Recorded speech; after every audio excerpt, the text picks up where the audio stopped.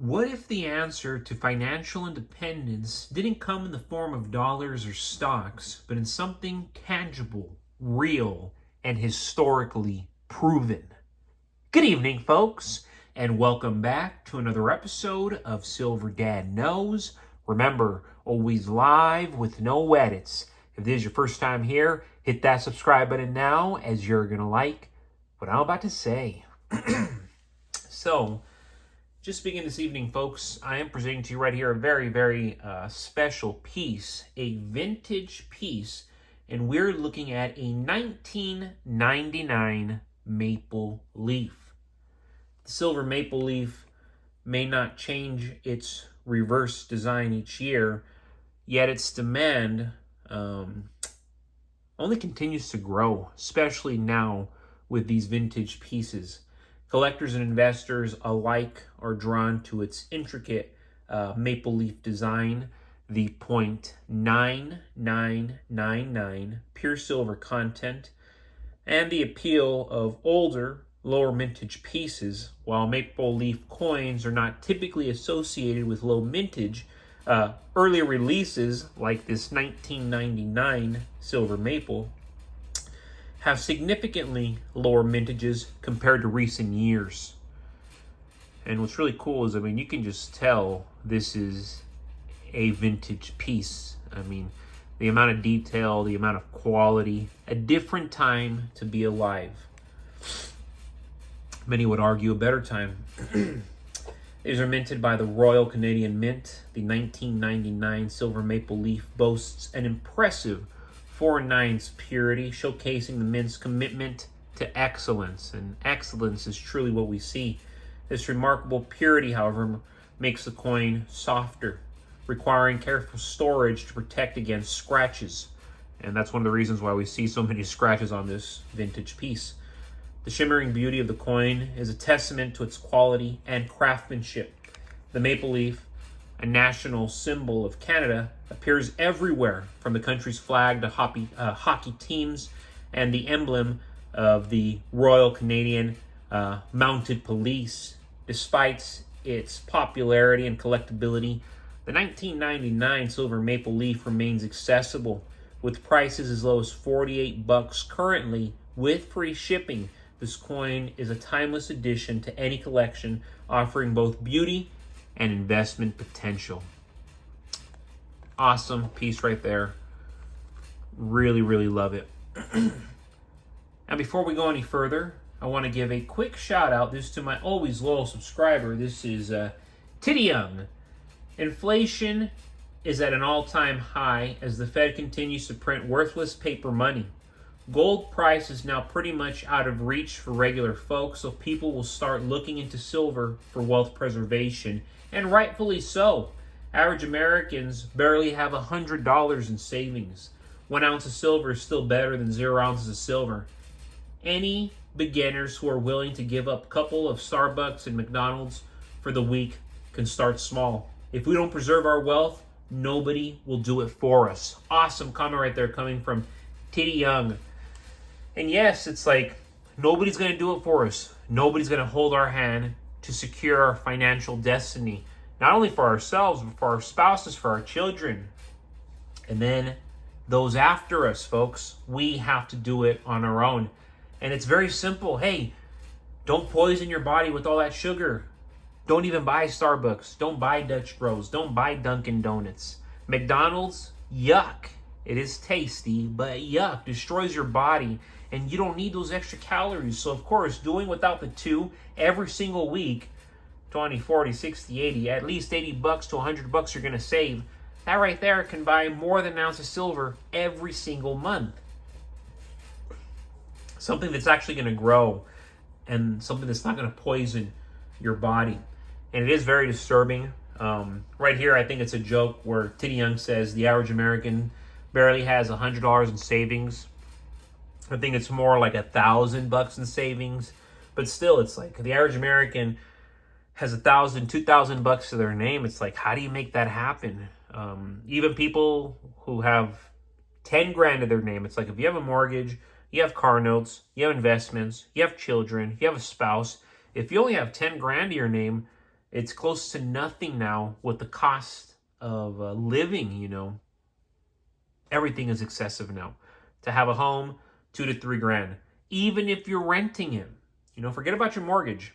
I get it, your mortgage is $2,500, but just to rent a house a lot of the time is $2,500. A car note, man, I sell cars left and right where the car note is $1,000. How people afford it blows my mind. Of course, I sell to a lot of people who have great careers, but then I also sell to people who don't have great careers, and it has me scratching my head. How are they going to do it? How did the bank approve this? But as they say, if the system allows it. When people think of retirement, they imagine decades of savings. And I'm speaking for myself. They imagine investing in 401ks, hoping the stock market doesn't collapse before they hit 65. But what if there was another way? What if the answer to financial independence didn't come in the form of dollars or stocks, but in something tangible, something real, something historically proven? That's where silver comes in. Owning just 1,000 ounces of silver could mean the difference between working into old age and retiring far earlier than you ever thought possible. And, living life, seeing people. There's people who make a lot of money and they drop dead at 62 years old. There's people who go the race steady, slowly steady. They live to be 80, 90 years old, 100 years old. And it's a much more meaningful life. Of course, we're all human beings, still filled with deceit, still filled with corruption, still filled with betrayal, because we're all human beings, right? It's the same race, folks, and we have the same decisions to choose our own destiny. And the best thing, or at least the easiest way to control it, is financially, because we all have to work regardless. Silver is not only a shiny collectible, it's money. For over 5,000 years, civilizations across the globe have used silver as a medium of exchange and a store of value. Unlike dollars, which can be printed endlessly by our government, silver is finite. Every ounce requires energy, labor, and resources to pull from the ground. When you hold silver, you hold something that cannot be inflated away. This scarcity is what makes 1,000 ounces so powerful in a world drowning in debt and currency devaluation. Today, 1,000 ounces of silver might be worth around $45,000, priced at $45 an ounce. That doesn't sound like retirement money yet. But history shows and proves and cycles suggest that silver doesn't stay low forever.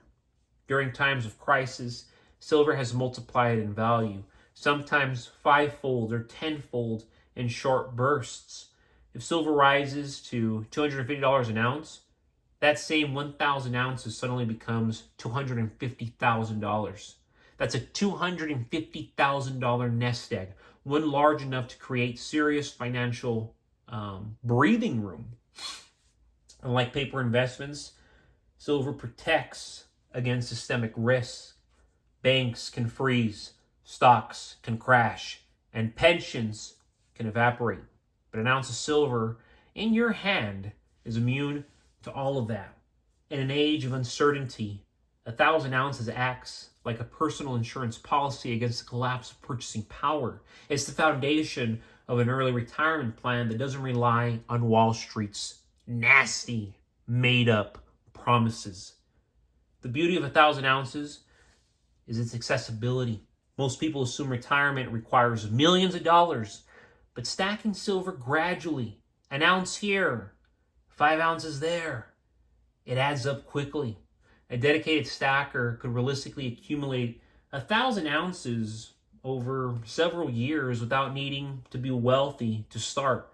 This makes silver one of the few realistic paths to financial independence for the everyday person. Imagine the freedom of knowing you have a stash of wealth that grows in value as the dollar weakens.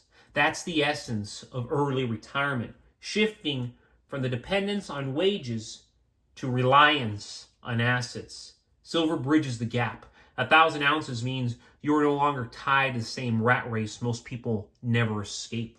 Retirement isn't just about money. It's about time. Silver gives you back time, whether it's retiring in your 50s or simply having the option to step away earlier than most. 1,000 ounces provides the leverage. You don't have to be a millionaire. You just have to be smart enough to stack. But folks, as always, thank you so much for joining us for another evening, another episode of Silver Dad Knows. God bless you. God bless your household. And God bless America.